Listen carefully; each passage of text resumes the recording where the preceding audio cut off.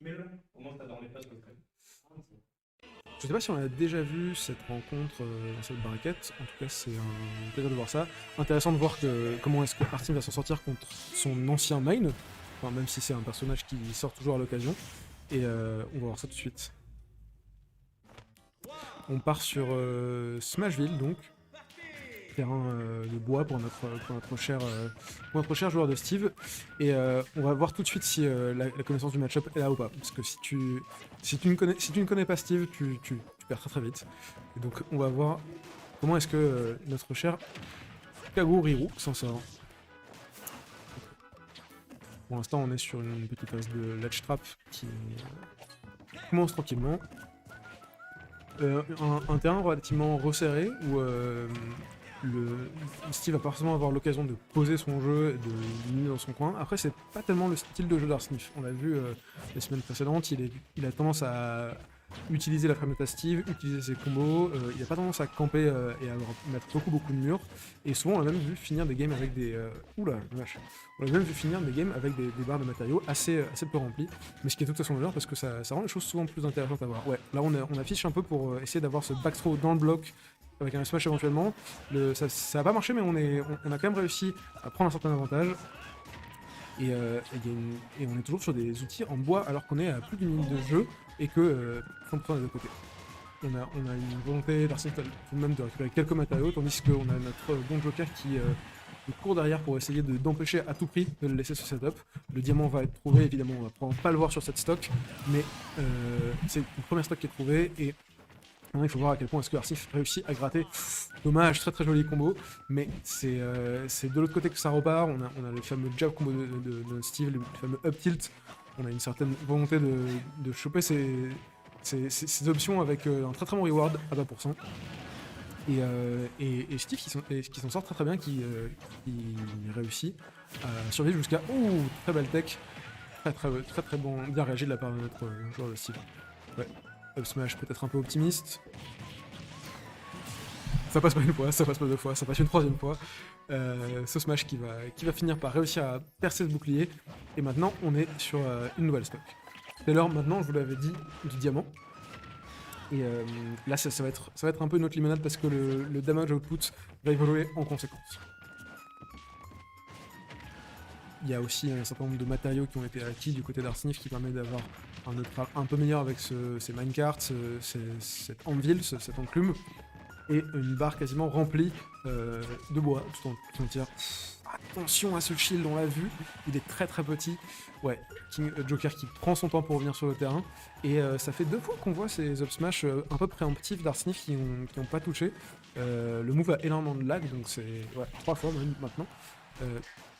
Le move ne touche pas. Après, la reward est tellement élevée que je pense qu'il a tout de même intérêt à le faire. Très bien trouvé de la part de notre Arsnif.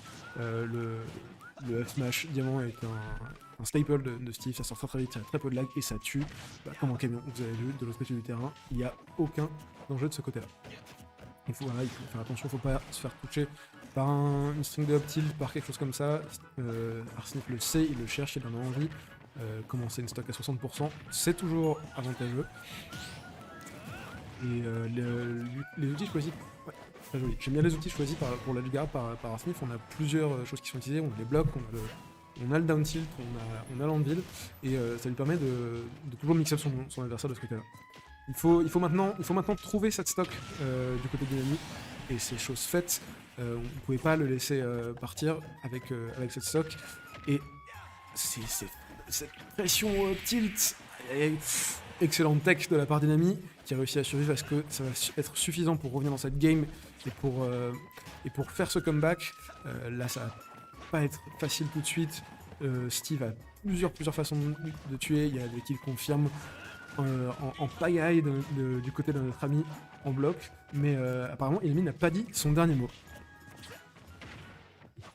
Il est down kill, on approche tranquillement, on essaye de trouver quelques ouvertures et on joue très safe. On sait que un up tilt c'est fini, un minecart avec la redstone c'est fini, et très bien vu de la part d'Arsnif qui scelle de cette façon sa première.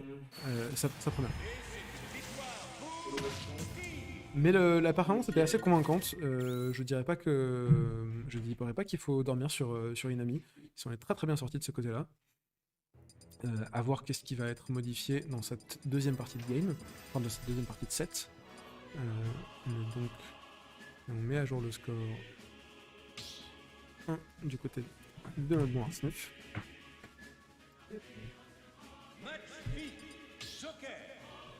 Et on va repartir, je pense, sur le même personnage. Je pense pas que Arsnif ait envie de jouer le Vito. Et je sais pas si du côté du Nami, il y a d'autres poches qui sont assez grandes. Mais on est en BO5, donc il y a un peu de temps avant l'éventuel switch. Il y a du temps pour s'adapter. On est reparti sur PS2, qui était cette fois-ci plus de fer, si je dis pas de bêtises, où Steve mine un peu plus lentement, mais les ressources sont globalement de meilleure qualité. Évidemment, l'espace est bien différent.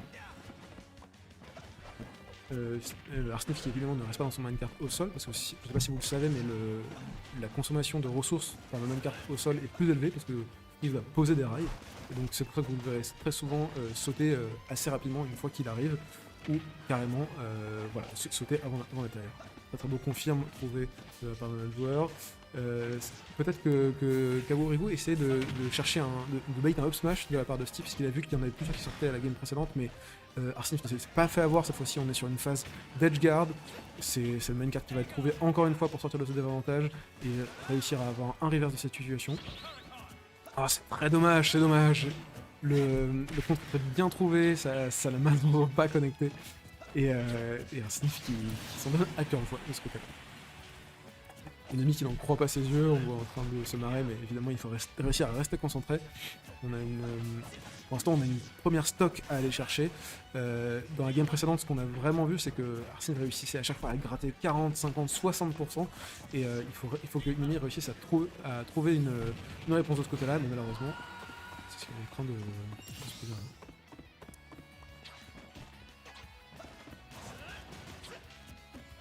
Phase de ledge trap, le mur qui permet de dire à une amie attention, tu vas pas roll derrière moi, il y a un mur, tu peux pas t'en aller. Minecart depuis le côté qui aurait peut-être été un peu prévisible, mais la reward est telle que ça valait la peine. J'aime bien la tentative de faire de side sur ce bloc pour pouvoir annuler le lag, mais c'est un très bon combo trouvé de la part d'Arsnif. On sent qu'il a la maîtrise des combos avec les blocs qui sont pas forcément toujours évidents. Oui, ça s'est très bien trouvé de la part de notre joueur de Joker. On a un Arsène qui est là, pile au bon moment, juste au moment où Inami cherche sa stock, il a tout la barre pour essayer d'en trouver un. Malheureusement, c'est le Saurus du dernier qui connecte, mais on a tout de même une phase d'edge guard. Oh non, c'est dommage, c'est tellement dommage. Il s'est fait choper par la hitbox qui restait active du minecart, et ça sera fini avec ce smash. On repart au charbon avec cette fois-ci sans le grand frère, mais un back throw pourrait finir. Et Inami qui s'acharne un peu à détruire cette table de craft. Ça coûte quelques matériaux à Steve. Là, comme il en a peu, ce qui est intéressant, c'est qu'il va utiliser des matériaux de bonne qualité, de la pierre ou carrément du fer pour la faire respawn. Donc ça peut valoir le coup dans ce cas-là. Arsnif qui dit pour l'instant, je prends mon temps, j'essaye de miner de mon côté. Et les réponses d'Inami sont variées. De temps en temps, il y a des approches au corps à corps, de temps en temps, il y a un jeu de projectiles. On a vu des guns, on a vu des side B, mais les guns apparemment n'ont pas réussi à arrêter cette phase de camping. On a un jeu qui est un peu plus posé. C'est très très bien trouvé cette enclume. Quel est le stade d'Ashgard cette fois-ci? Oui, c'est bien vu. C'était difficile, il fallait s'y attendre, le bloc qui reste assez longtemps, comme c'est un matériau assez solide, l'enclume reste au-dessus, et il faut connaître le timing, il faut savoir quand est-ce qu'elle tombe, il faut savoir quand est-ce qu'il faut attaquer.